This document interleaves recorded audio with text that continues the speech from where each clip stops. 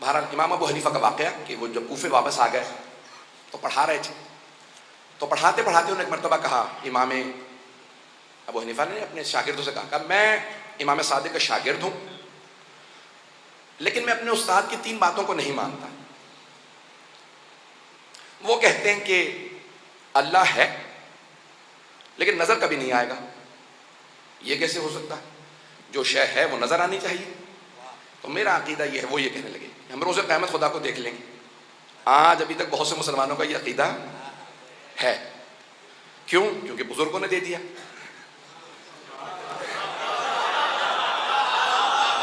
عقیدہ وہی بنائیے گا جو آل محمد کا، ہمارے عقائد پیش کر رہا ہوں، آل محمد کے مان۔ کوئی کسی کو برا تو نہیں لگ رہا؟ سنیں گے حضرات؟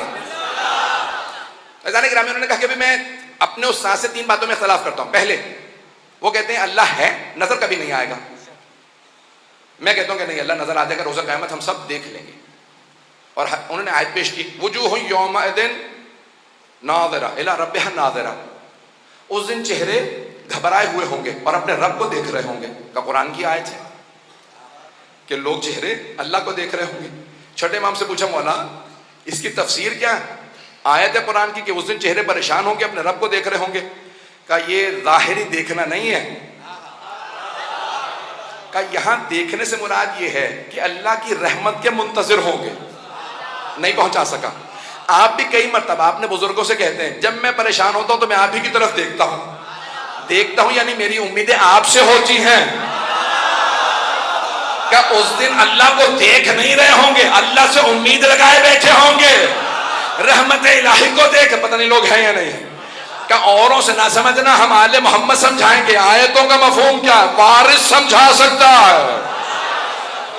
اور پہلا اعتراض کہ بھئی ہم روز قیامت اللہ کو دیکھ لیں گے۔ دوسرا اعتراض انہوں نے کیا، انہوں نے کہا کہ امام صادق علیہ السلام فرماتے ہیں کہ ہم اپنے افعال کے ذمہ دار خود ہی ہیں۔ ہم نیکی کریں تو ہمیں ثواب ملے گا، برائی کریں گناہ کریں تو عذاب ملے گا۔ یہ کیا بات ہوئی؟ ان اللہ علی کل شیء قدیر، قرآن کی آیت ہے، ہر چیز پہ وہ بھی آیت ہی پیش کر رہے ہیں۔ اللہ فرما رہا ہے کہ وہ ہر چیز پہ قدرت رکھتا ہے۔ جب وہ ہر چیز پہ قدرت رکھتا ہے تو جب میں گناہ کر رہا تھا مجھے روک سکتا تھا، اس نے مجھے قتل سے نہیں روکا، اس کا مطلب ہے وہ چاہتا تھا میں قتل کر دوں۔ تو اللہ چاہتا تھا اس لیے میں نے گناہ کیا، اب میں اپنے افعال کا ذمہ دار نہیں۔ تیسرا اعتراض، انہوں نے کہا تیسرا اعتراض یہ ہے کہ وہ فرماتے ہیں کہ امام صادق السلام فرماتے ہیں کہ روز قیامت شیطان جہنم میں جائے گا اور وہاں اسے عذاب ملے گا۔ میں نہیں مانتا۔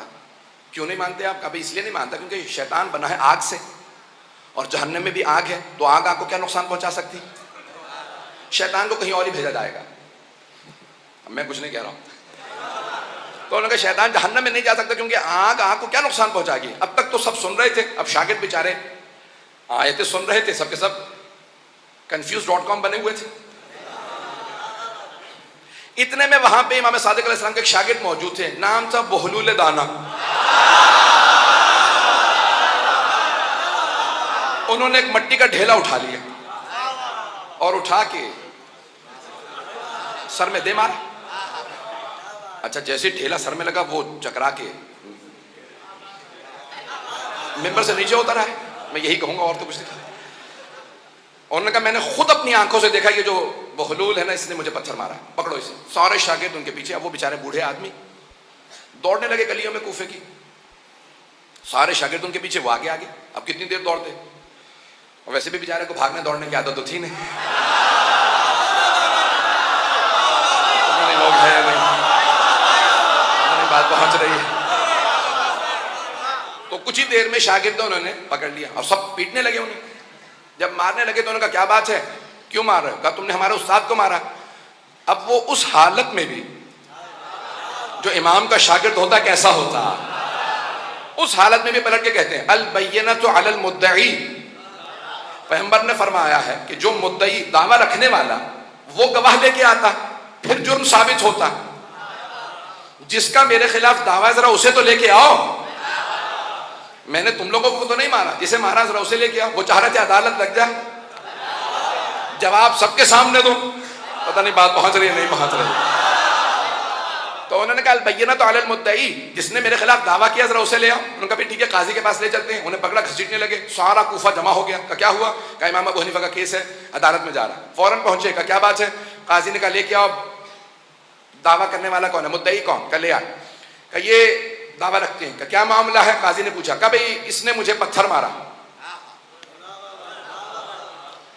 قاضی نے فوراً سوال کیا بہولے اللہ تعالیٰ سے، آپ نے پتھر مارا ہے؟ کہاں.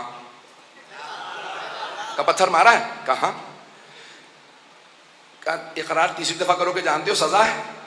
کہا ایک منٹ رک جاؤ، پہلے ذرا مجھے سوال کرنے دو. پتھر مارنے سے ہوا کیا ہے تمہیں؟ کہا تمہیں لوگ صحیح کہتے ہیں، تم پاگل ہو. بھائی پتھر لگا، میرے سر میں درد ہو رہا. کہا اگر تو درد دکھا دے نا تو پھر مجھے سزا دلوا دے. اگر تو درد دکھا دے. اس نے کہا بھائی درد دکھانے والی شے نہیں ہے، درد کو محسوس کیا جاتا. کہ تو نے تو کہا تھا جو شے ہو نظر آنی چاہیے. خدا بھی ہے، نظر نہیں آتا، محسوس کیا جاتا ہے.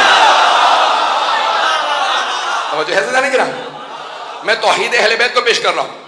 تو کہا بھائی تم نے تو کہا تھا جو شے ہے وہ نظر آنی چاہیے. اللہ بھی ہے، اللہ نظر آنا چاہیے. کہ نہیں درد نظر نہیں آتا، تم بات کو ٹال رہے ہو. کہ میں کوئی بات نہیں ٹال رہا. کہ نہیں تم نے مجھے پتھر مارا، تمہیں سزا ملنی چاہیے. کہ اچھا پتھر مارا، پتھر کس چیز کا بنا ہوا تھا؟ کیا پتھر مٹی کا ڈھیلا تھا اور کیا تھا؟ کہ تم کس چیز سے بنے ہو؟ کہ میں بھی مٹی سے بنا ہوں. کہ تم نے تو کہا تھا ہم جنس کو نقصان نہیں پہنچاتا. آگ کو نقصان نہیں پہنچا سکتی. جب آگ کو نقصان نہیں پہنچاتی تو پھر مٹی کو کیسے نقصان پہنچا رہی ہے؟ اگر بات پہنچ گئی ہو، اگر بات پہنچ گئی تو کہا کہ مٹی کو نقصان پہنچا رہی ہے، آگ کو عذاب دے سکتی ہے.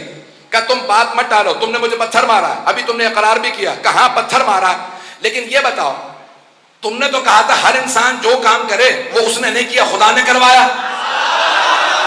تم خدا سے جا کے لڑو، اس نے میرا ہاتھ نہیں روکا، وہ چاہتا تھا میں تجھے ماروں. توجہ فرما رہے جانے کی راہ میں.